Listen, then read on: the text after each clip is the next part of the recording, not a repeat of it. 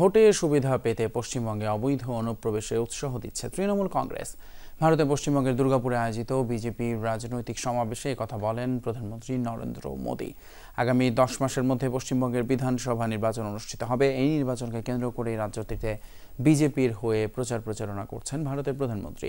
সমাবেশের ভাষণে তিনি অভিযোগ তোলেন, রাজনৈতিক স্বার্থে রাজ্যটিতে অনুপ্রবেশকারীদের আশ্রয় দিচ্ছে মমতা ব্যানার্জির সরকার।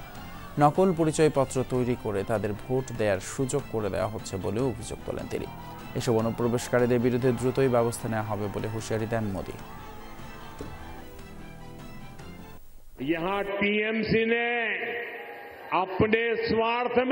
রাজনৈতিক স্বার্থে তৃণমূল কংগ্রেস পশ্চিমবঙ্গের স্বকীয়তা নষ্ট করছে। এখানে অনুপ্রবেশকারীদের আশ্রয় দেওয়া হচ্ছে, তাদের নকল কাগজপত্র তৈরিতে সাহায্য করা হচ্ছে।